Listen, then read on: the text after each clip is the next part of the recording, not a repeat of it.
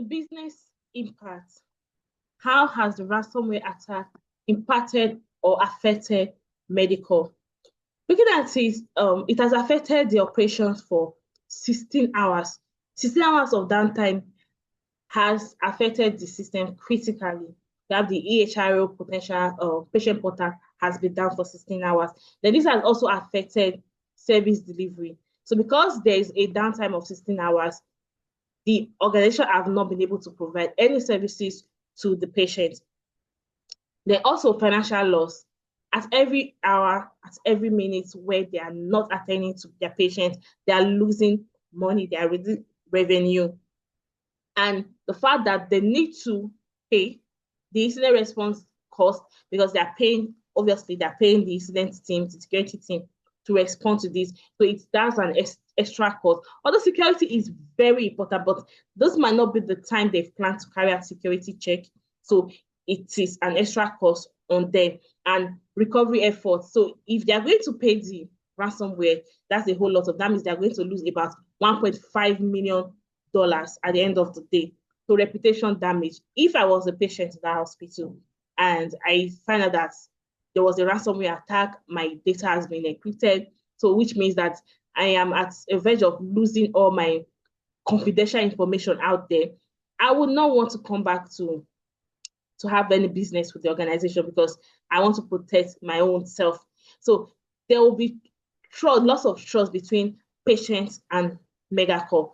So even if they are able, at the end of the day, they are able to curtail the issue and resolve the issue, patients will still have doubt of, oh, we don't know what will happen next. We don't know what will happen again. And imagine a patient that was scheduled for an operation on this day, and they are not able to carry out that operation. You know how deadly that is. And patients who are supposed to come for medical checkup, but they were not able to carry out their checkup because there has been a total disruption due to the ransomware attack. So this will lead to reputation damage for MediCore. The regulatory compliance, there has been a breach in HIPAA required. So there's a need to put in place regulatory compliance. So this will trigger potential legal or regulatory ramifications. So what this means is that anytime MediCore has any legal issue in the future, this will always be a trigger. This will always be a reference. So, and also we have customer confidence. There is a possibility that the erosion, like from the patients and client trust, will lead to long-term customer retention concern. So imagine a customer that has been using this organization, then finds out another person wants to come here and say, oh, I'm a patient, I'm going to MediCore. So, you know, there's this tendency to say, oh, you want to go to the organization, they are not secure. So this can lead to a long-time customer confidence in recommending them, or you even wanted to come back to MediCore at the end of the day. The conclusion: the incident service as a high-risk example of a ransomware breach in a critical infrastructure environment. Just as we have enumerated, this incident is a high-risk stake. And from what we've gotten about MediCore is a big organization. So this is more like a dent in their reputation. So the SOC structured response, including early detection. So early detection needs to be put in place, which did not happen in this case because there was no early detection, and that has made the whole issue to escalate beyond control at the moment. But then, in a proper setting, there should be an early detection. There should be a tactical means to contain the issue, then also a complete recovery plan put in place. As a SOC analyst, you are going to highlight the value of a mature security posture. For an organization as big as this, there should be a well-planned security unit in the organization. So this will help them stay safe in cases like this. Also, as SOC teams, you must constantly test IR readiness. So as a SOC, one of your duties in this kind of organization is to always test IR readiness. And not only when you are detecting, but also in capability. Then also, you must also know how to manage crisis. So imagine you are the one on duty and in real time, and this attack struck.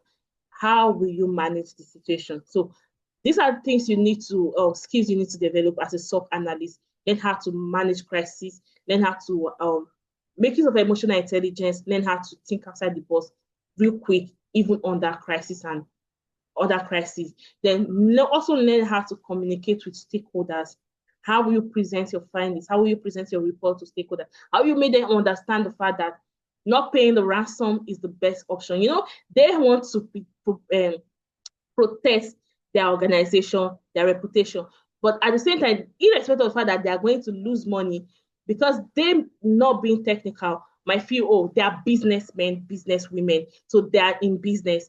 So they might feel, oh, paying the ransom will be the best choice. So how will you communicate to them to make them see reasons that not paying the ransom is actually the best choice for them? So this is something you need to learn as a SOC analyst. Then also a postmortem documentation. You need to do a postmortem documentation. So this project is designed for you to simulate, and it's designed to help you train and evaluate operational SOC team under pressure. So the main purpose, one of the main purpose of this project, for you, bringing you on board on this project, is for you to also learn the technical aspect, for you to work on a ransomware attack, and also learn how to stay how to behave when you are under pressure.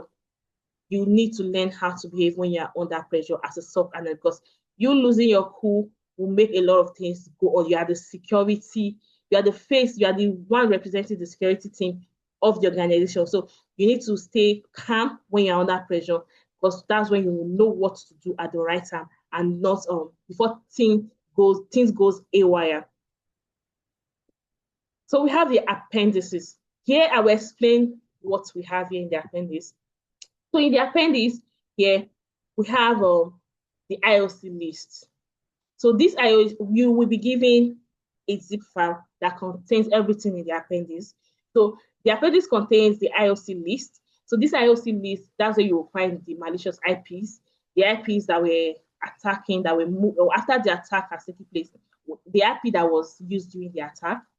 Then the domains, you also find file hashes in the IOC. Then you are going to find the file names identified during the ransom investigation.